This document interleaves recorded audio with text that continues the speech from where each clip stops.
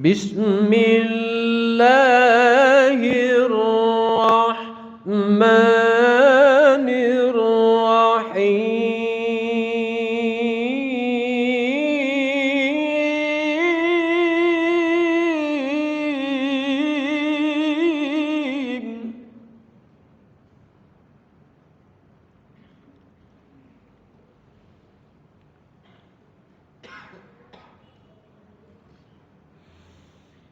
Innallaha ma'al ladzina taqaw wal ladzina hum muhsinun.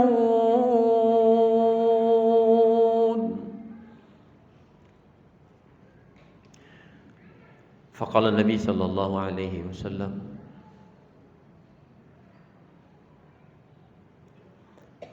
man shoma ramadhana imanan wa ihtisaban ghufira lahu ma taqaddama min dhanbi. Shadaqallahul azim wa sadaqa rasuluhun nabiyil karim. Kaum muslimin dan muslimat, jamaah Isya, jamaah Tarwih yang sama-sama dirahmati Allah Subhanahu wa taala. Mari sama-sama kita memuji Allah, mengucapkan alhamdulillah. Ucapan terima kasih kita kepada Allah yang telah memanjangkan umur kita sehingga sampai pada malam hari ini. Ada yang sudah malam kedua tarawih, ada yang baru malam pertama tarawih. Dua-duanya insyaallah, baik malam pertama malam hari ini atau sudah malam kedua, semoga ibadah yang sudah dilakukan dan kita yang baru malam pertama, apa yang kita lakukan senantiasa mendapatkan ridha Allah Subhanahu wa taala. Salawat dan salam kita perbanyak untuk Nabi Allah Muhammad sallallahu alaihi wasallam. Kalau kita kaji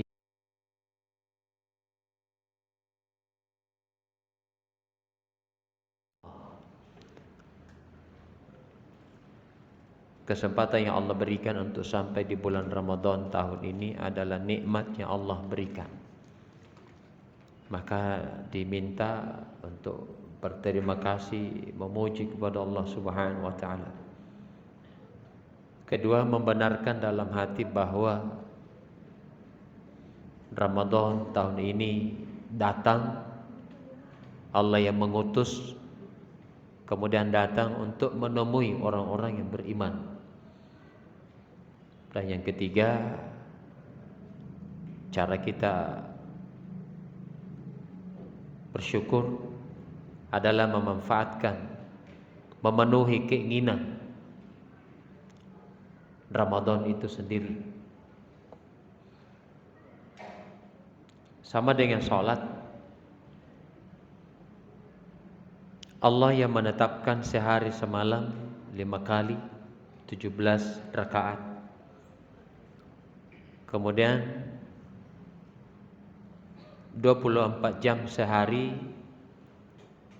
Allah yang mengutus waktu. Wa huwallazi ja'ala al-laila wan-nahara khilfatan. Allah yang menjadikan siang dan malam silih berganti. Waktu subuh datang menemui orang-orang yang beriman. Kalau menurut ayat kanat alal mu'minina. Jadi waktu subuh datang menemui orang-orang yang beriman. Waktu subuh ini adalah utusan Allah. Siapa yang memenuhi keinginannya, berarti ia memenuhi keinginan yang mengutusnya. Begitupun waktu-waktu selanjutnya. Waktu duhur datang, berarti dia punya keinginan. Waktu asar datang, dia punya keinginan. Berarti tugas kita, kalau ia datang menemui kita, berarti tugas kita adalah memenuhi keinginannya, karena ia datang membawa keinginan Allah. Insya Allah nanti suatu saat kalau kita kembali menemui Allah, giliran Allah yang akan memenuhi keinginan kita. Tapi kalau waktu-waktu istimewa datang menemui kita, lalu kita telantarkan, kita sia-siakan, sementara suatu saat kita kembali menemui Allah, lalu mau dimuliakan oleh Allah, mustahil. Sangat susah. Bukan mustahil bagi Allah, tapi mustahil bagi kita untuk mendapatkan itu. Kalau kita bicara sholat, jadi waktu-waktu sholat yang datang menemui kita, itu adalah utusan Allah punya keinginan. Siapa yang memenuhi keinginannya, berarti dia memenuhi keinginan Allah yang mengutusnya. Yang kedua, begitu juga Ramadan, waktu sholat, waktu puasa, sebulan penuh datang menemui kita, walaupun berbeda. Ada namanya waktu imsak, ada namanya waktu buka puasa. Makanya dianjurkan wal mustaghfirina bil ashar. Jangan disia-siakan di waktu sahur. Di waktu sahur itu makbul doa. Dan kalimat yang paling Allah sukai di waktu sahur adalah banyak beristighfar, memohon kepada Allah. Jadi perbuatan yang paling Allah sukai di waktu sahur adalah banyak-banyak memohon ampun kepada Allah. Wal mustaghfirina bil ashar. Nah, maka ulama mengambil inisiatif apa yang kita lakukan di waktu sahur. Nah, di waktu sahur itu sangat baik kita lakukan sholat malam. Jadi sangat rugi kalau bangun sahur lalu tidak sholat malam. Rugi sekali. Biarlah 11 bulan yang lalu tidak pernah sholat malam, tidak apa-apa. Mudah-mudahan sebulan penuh ini tidak alpa, itu mampu tutup itu semua alpa-alpa kita 11 bulan yang lalu yang tidak pernah bangun sholat malam. Itu pun, jadi kalau bisa istiqomah. Mulai malam ini bangun sahur, setelah sholat malam istighfar banyak. Kalau ia mampu hafal induk istighfar, Allahumma anta rabbi la ilaha illa anta khalaqtani wa ana 'abduka wa ana 'ala 'ahdika wa 'adika mastata'tu a'udzubika min syarri ma sana'tu abu laka bi ni'matika 'alayya wa abu bi dhanbi faghfirli. Di situ meneteskan air mata. Faghfirli, kalau perlu tambah dulu sebelumnya, ya wasi'al maghfirah, wahai Allah zat yang maha pengampun, yang maha luas ampunannya. Faghfirli, faghfirli, faghfirli. Sesudah itu baru nyambung, fa innahu la yaghfirudz dzunuba illa anta. Ampuni dosa-dosaku ya Allah, ampuni dosa-dosaku ya Allah, ampuni dosa-dosaku ya Allah. Fa innahu la yaghfirudz dzunuba illa anta. Sesungguhnya engkau adalah zat yang maha pengampun dan tidak ada yang bisa memberi ampunan kecuali engkau, anta. Kalau dihafal, kalau tidak cukup istighfar pendek. Astaghfirullah wa atubu ilaih, astaghfirullah wa atubu ilaih, astaghfirullah wa atubu ilaih. Zikir sambil menunggu sahur. Sudah sahur jangan tidur. Amalkan amalannya wali-wali Allah. Karena kapan tidur sesudah sahur bisa jadi subuh nganggur. Seakan-akan lebih penting sahurnya daripada subuhnya. Kapan tidur sesudah sahur bisa jadi subuh bolong. Sayang sekali kalau dalam satu hari ada sholat yang bolong sementara kita puasa. Innal munafiqina yukhadi'una Allah. Allah sampaikan orang-orang munafik itu sholatnya tidak pernah cukup. Jadi sayang kita puasa, sholat sehari bolong. Kita sudah puasa tapi Allah masih menganggap kita munafik. Bukan munafik karena tidak puasa, munafik karena sholatnya yang tidak cukup.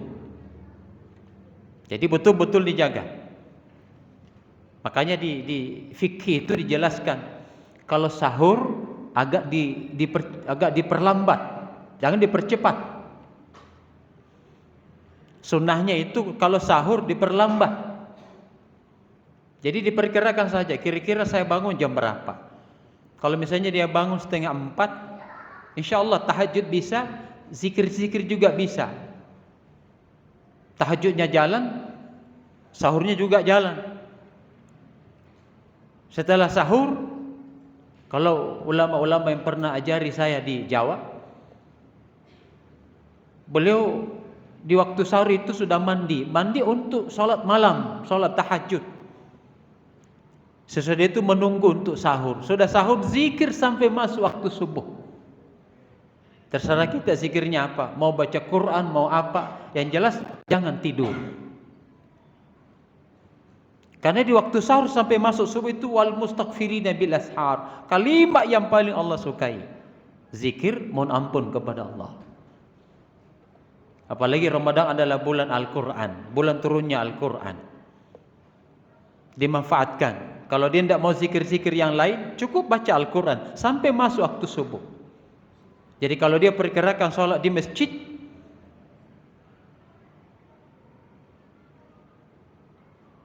berarti dia atur waktu, jam berapa sholat subuh, jam berapa subuh, jam berapa imsak.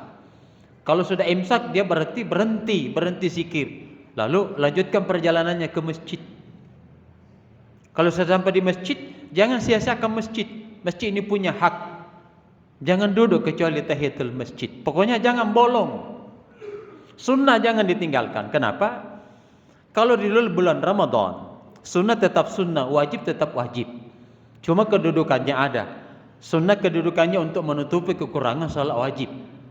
Sementara Ramadan kita sehari, mulai dari menahan sampai masuk buka puasa, pasti juga punya kekurangan. Salat tarawih yang tutupi. Makanya di ayat itu ada walitukmilul iddata, sempurnakan bilangan puasamu.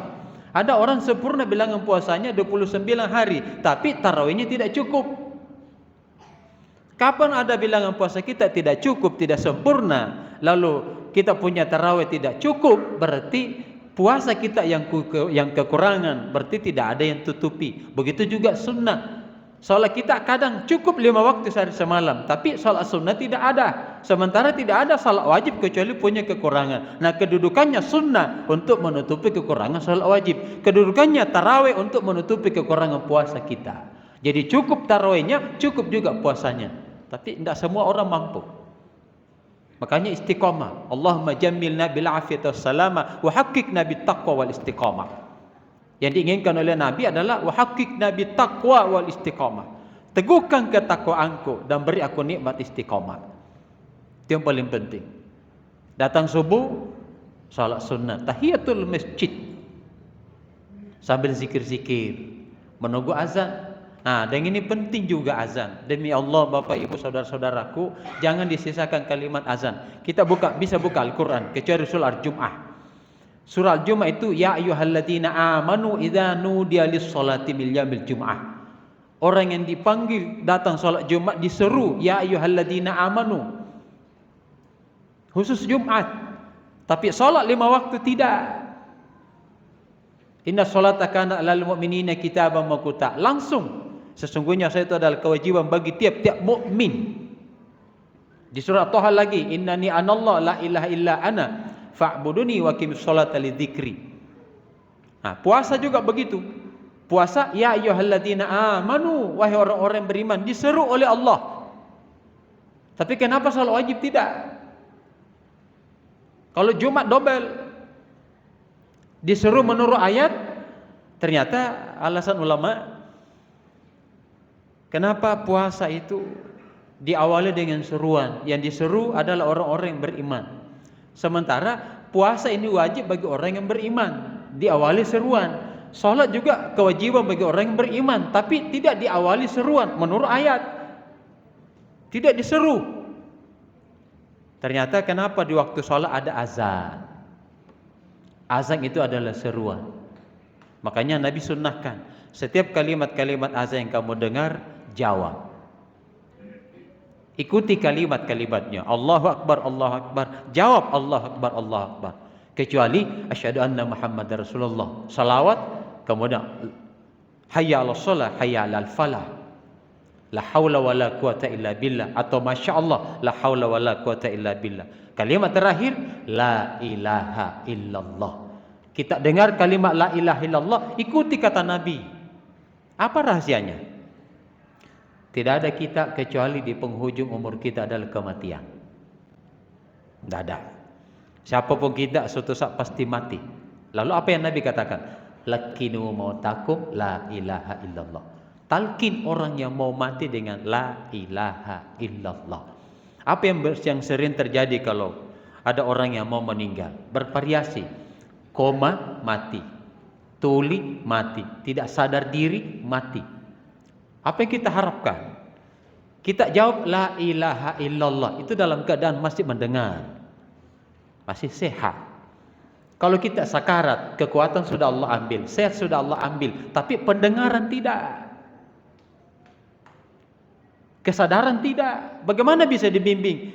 La ilaha illallah, kesadarannya hilang, ingatannya hilang, pendengarannya diambil. Sementara Nabi katakan lakinu, kalau sudah sakarat bimbing la ilaha illallah. Bagaimana bisa dibimbing la ilaha illallah sementara dia tuli? Rahasianya menjawab kalimat azan, insyaallah di penghujung umur kita Allah tidak ambil ingatan kita, kesadaran kita, pendengaran kita. Sebagaimana dulu setiap mendengar kalimat azan dia jawab, seperti itu juga nanti di penghujung umurnya. Bukan diperdengarkan kalimat azan, tetapi di penghujung kalimat azan la ilaha illallah dia dengar melalui orang yang membimbing. Insyaallah dia ikut, sebagaimana azan dia dengar, mudah dia ikuti. Di situ letak rahasianya. Makanya bisa jadi ada orang memandang enteng kalimat azan, dia dengar begitu saja, tetapi tidak mengikuti kalimat-kalimatnya. Bisa jadi sebentar dia ahli ibadah, tetapi hilang ingatannya, hilang kesadarannya, bahkan diambil pendengarannya, sehingga susah dibimbing kalimat la ilaha illallah. Itu yang disampaikan ulama-ulama kita. Makanya azan jangan sekedar didengar, tapi jawab, karena azan itu adalah seruan. Oleh karena itu Bapak Ibu jamaah yang dimuliakan oleh Allah, selanjutnya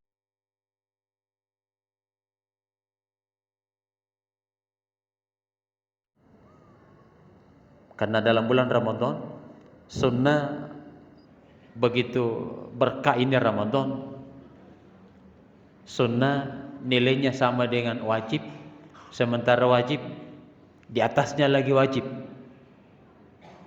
Sunnah saja derajatnya sama dengan wajib. Lalu bagaimana dengan wajib? Sementara kita Bapak Ibu, dua tujuan kita ini di bulan Ramadan, ingin mendapat ampunan Allah, ingin mendapat kasih sayang Allah. Siapapun kita datang di sini melakukan kebaikan. Sementara kuncinya innal hasanat yudhibun as-sayyi'at. Setiap kebaikan kita lakukan akan menjadi ampunan. Artinya kapan kita menambah kebaikan kita, maka bertambah pula ampunan Allah untuk kita. Jadi jangan disia-siakan. Kalau perlu mulai malam hari ini istiqomah, jadi yang tadi ini yang masuk tahiyatul masjid tidak, mulai besok malam. Jangan biarkan tahiyatul masjid berlalu kecuali terlambat. Kalau betul-betul mau, jangan ada ibadah sunnah yang tertinggal. Salat sunnah wudunya ada, tahiyatul masjidnya ada, salat sunnah sebelum isanya ada, sesudah isanya ada, tarawihnya ada. Jangan setiap malam cuma salat isya doang, cuma salat tarawih doang, cuma witir doang. Tambah ibadah sunnah yang lain. Karena semua sunnah dalam bulan Ramadan nilainya sama dengan wajib. Jadi jangan lagi memandang sunnahnya, tetapi saya lakukan sunnah, saya menambah sunnah supaya bertambah juga ampunan Allah untuk dosa-dosaku. Kalau ini mampu istiqomah, sangat rugi Bapak Ibu saudara-saudaraku kalau berjamaah di masjid, datang di masjid tapi tahiyatul masjidnya tidak ada. Rugi sekali, rugi. Semua duduknya tidak ada, sunnah isanya tidak ada, sebelum sesudah tidak ada. Apalagi sementara ceramah masih pencet-pencet HP, masuk di masjid tidak ada lagi dia lakukan kecil, HP dikasih keluar di kantong, nanti dimasukkan kalau sudah iqamah, rugi, tinggalkan itu. Kecuali buka untuk ngaji, tidak apa-apa. Tapi kalau hanya WA chatting sementara sudah berada di masjid, tinggalkan. Jangan Ramadan tahun ini sama Ramadan tahun kemarin. Usahakan Ramadan hari ini jauh lebih baik ibadah kita lakukan di dalamnya, jauh lebih full dibandingkan dengan Ramadan kemarin yang penuh kekurangan. Sunnah diperbanyak kalau perlu, istiqomah sampai selesai Ramadan. Cukup Ramadan, cukup juga sunnahnya. Jangan Ramadannya cukup sementara sunnahnya kurang. InsyaAllah bermanfaat. 15 menit kurang saja ceramah. Mudah-mudahan ini bermanfaat di awal Ramadan. InsyaAllah Allah senantiasa berikan kesehatan kepada kita semua untuk ibadah di siang hari Ramadan dan di malam harinya. InsyaAllah tidak ada yang alpa satupun ibadah khusus di bulan Ramadan, terutama mengaji. Mudah-mudahan Allah berikan kemudahan membacanya sampai bisa khatam. Jika tidak bisa banyak, paling tidak sekali saja seumur kita di bulan Ramadan ini. Terima kasih Bapak Ibu saudara-saudaraku yang dimuliakan oleh Allah.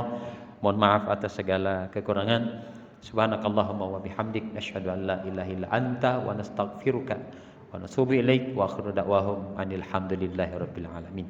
Hadanallahu iyyakum jami'in. Assalamualaikum warahmatullahi wabarakatuh.